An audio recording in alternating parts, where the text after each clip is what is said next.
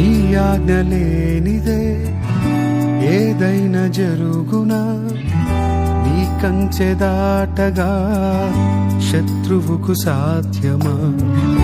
నీ ఆజ్ఞ లేనిదే ఏదైనా జరుగునా, నీ కంచె దాటగా శత్రువుకు సాధ్యమా?